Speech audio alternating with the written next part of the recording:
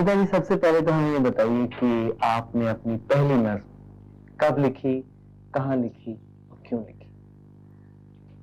लाहौर में लिखी, बहुत बचपन था, करीब 10 साल की, 10.5 साल की रही होंगी, और लिखी कल्पना से, अपने तसव्वुर से। तो अमिता जी, पहली नज्म आपने किस पर लिखी? किस पर लिखी? जी। कागज पर लिखी।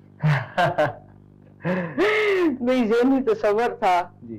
उस पर लिखी जी।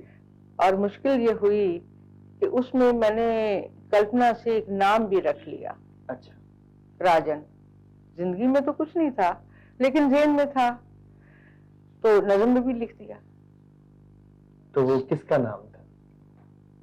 वो तो तसव्वुर का नाम था, लेकिन नाम रख लिया राजन, नज़म में लिख दिया तो ऐसा लगता था जैसे किसी लड़के का नाम होगा। जी।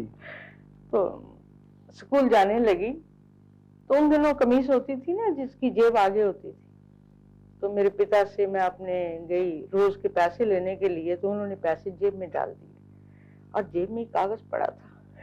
अच्छा। तो उन्होंने पैसे डाले तो वो कागज निकाल लिया, ये क्या है? पढ़ा तो पूछने लगे, भाई ये नज़म तूने लिखी है? मैं बहुत डर गई, इतनी बच्ची थी। मैंने कहा नहीं, मैंने नहीं लिखी, मेरी सहेली ने लिखी है और मुझे पढ़ने के लिए दिया। तो उन्होंने झूठ बोला, जिंदगी में पहला और आखिरी झूठ बोला, और उन्होंने एक चपत मुझे लगाई और कहा, झूठ बोलती है, ये नज़म तूने लिखी है। फिर पूछने लगे, ये राजन कौन है? तब मैंने सच बोला, मैंने कहा कोई नहीं है, लेकिन उन्हें यकीन नहीं आया।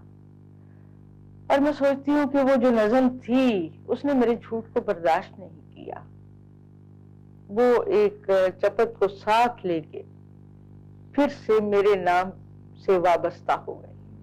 वाह।